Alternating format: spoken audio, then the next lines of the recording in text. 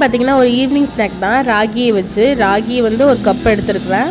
அதில் வந்து ஒரு அரையிலேருந்து முக்காதுக்கு கப்புக்கு வந்து நாட்டு சக்கரை எடுத்துகிட்டு கொஞ்சம் உப்பு சேர்த்து தண்ணியை தொளிச்சு சேர்த்துக்கோங்க.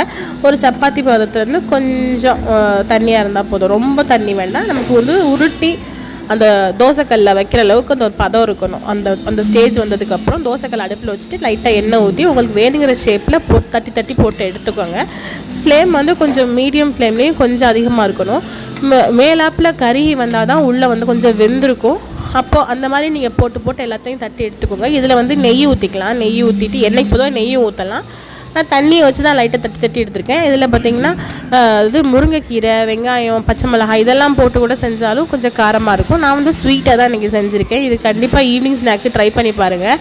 என்னோடய பசங்களுக்கு நான் இதை தான் கொடுப்பேன் ஈவினிங் ஸ்நாக்கு. பிடிச்சிருந்தா லைக் பண்ணுங்கள், சப்ஸ்கிரைப் பண்ணுங்கள். இன்னொரு வீடியோவில் பார்க்குறேன். பாய்.